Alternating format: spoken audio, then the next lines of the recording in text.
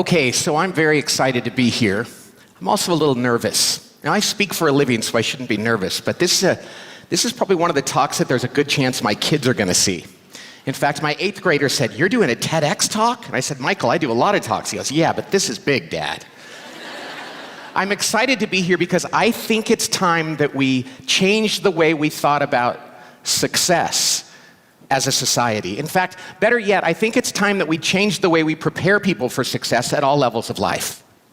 So I'm going to be presenting you with 3 very simple, but I think powerful virtues that I'm convinced can drastically change the success level in anyone's life, whether they're a CEO or a middle manager, a middle school student, or a high schooler, or a recent college grad.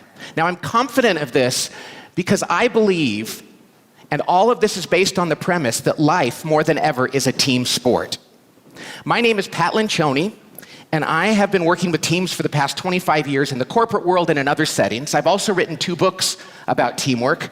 The first one I wrote years ago, it's called The 5 Dysfunctions of a Team. And then recently I wrote a sequel called The Ideal Team Player, which is the basis of today's talk and where I explore those 3 virtues. Now, when I say that life is a team sport, I realize that could sound kind of like a cheesy cliche, life is a team sport, but I really believe it's true. I mean, we take for granted the fact that in the workforce today, people can be on the same team as somebody that lives on the other side of the world, across continents and oceans and cultures and language, and that's largely because of technology. But when I started my career about 30 years ago, which isn't that long ago in the grand scheme of things, we couldn't even imagine doing this.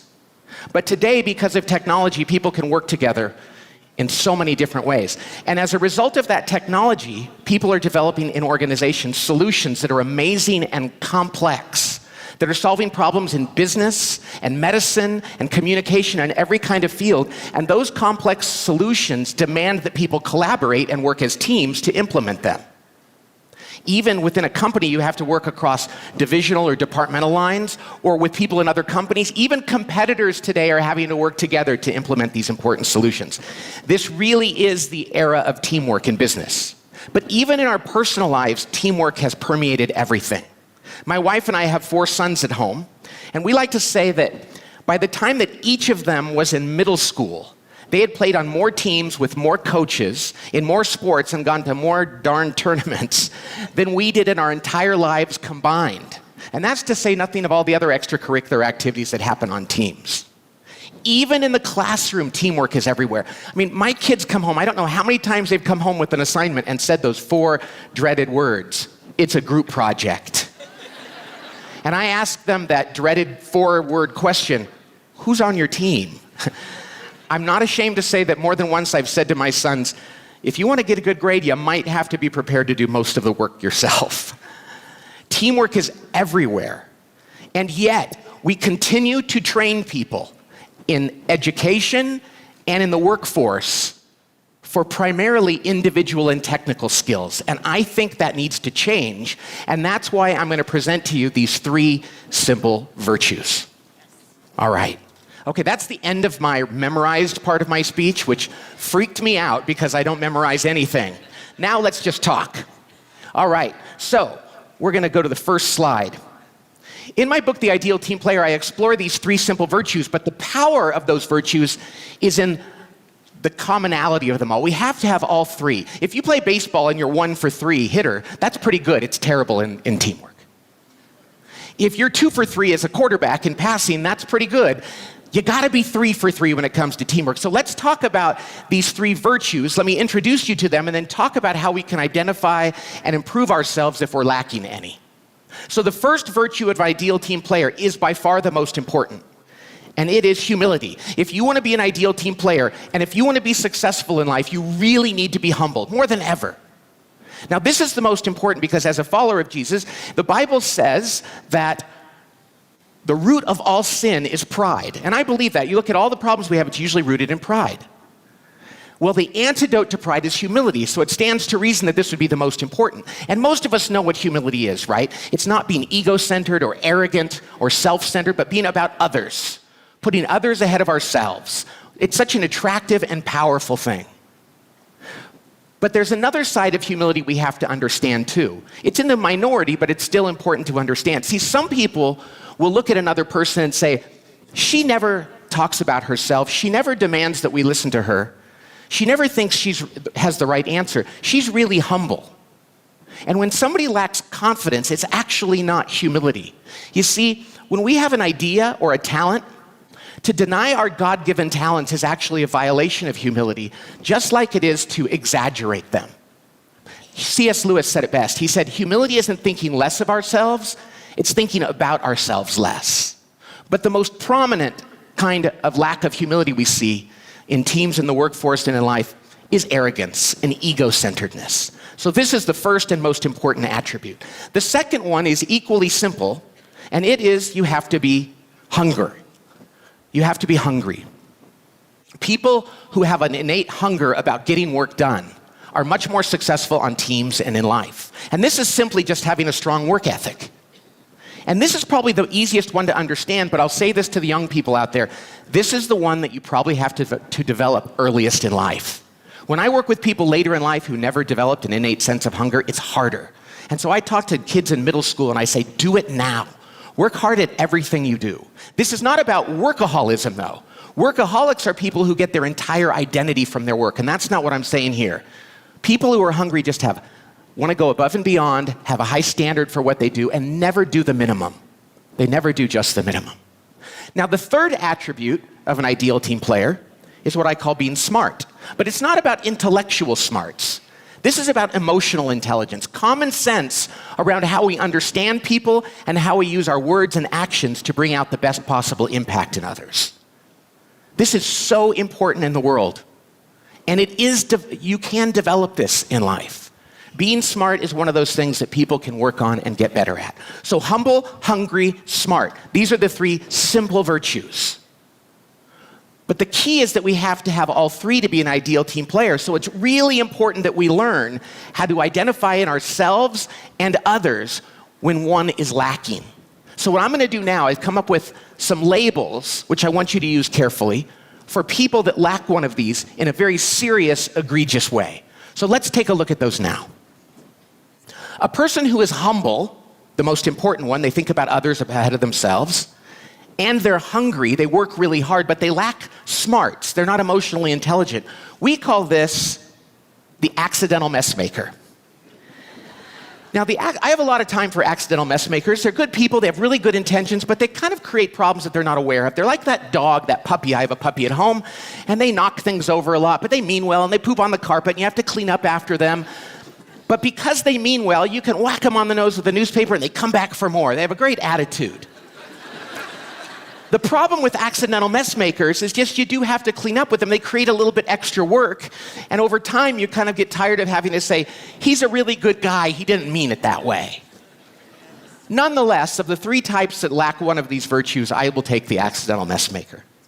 The second one is also a very good kind. That's somebody who's humble, the most important one, and they're smart. They're good at dealing with people, but they lack hunger. We call this kind the lovable slacker. Now, lovable slackers, the problem is they're lovable. So they're really fun to be around, and they're good people, they're nice people, but they just do the bare minimum. They don't go above and beyond, and you have to constantly remind them to do more, and you have to kind of pick up their slack in an organization. Now, I once worked with a lovable slacker. A good friend of mine still is, and every time I reminded him that he needed to do more, he would say, "You're right." And he was so passionate in life about everything besides work, right?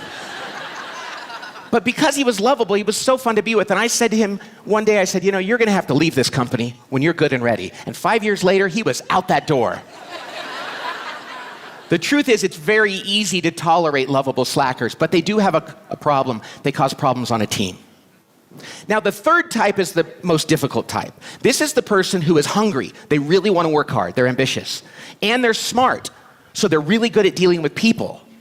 But they're not humble. And we call this the skillful politician. I'm sure your mayor here is not the skillful in this sense.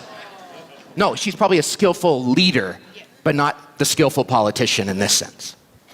Skillful politicians are so smart that they know how to portray themselves as being humble.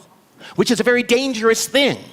Because what they do is they interview well, they go to meetings and they say the right things, they know how to kiss up to the boss or the coach or the teacher. The problem is, deep down inside, it's about them, not about others. And by the time we figure it out, there's usually a trail of dead bodies hidden in closets around the organization. I once worked with a team with this guy on the team that was a skillful politician, and he was so clever at hiding it. He was so clever that he was even Canadian. You see, you would never suspect a Canadian. They're always so nice. You would never think they would be that way. And we would go to meetings, and this guy would be so good with people, and we thought, he is the ultimate team player. He's wonderful. And then after a while, we realized, man, his salary has tripled. Half of his colleagues are gone. He's been gaming this. The truth of the matter is, when a person lacks humility, but they're good at presenting themselves, that can be a very dangerous thing on a team.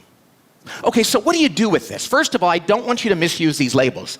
Don't go back to work and say to your boss, hey, I think that you're an accidental mess maker. Or tell your mom she's a lovable slacker. You know, that's going to get you into trouble, and it should. Apply this first to yourself. But then I want you to do this. Here's a very simple activity. Go sit down with your team at work, or with your family, or with the Little League team you coach, and have everybody understand humble, hungry, and smart, and then ask them to rank themselves in these three areas. Which one they're best at, second best, and third. Even if they're good at all of them, they're going to have a third. Even if they're not so good at all of them, one of them's going to be third. And have them just identify which one is their third.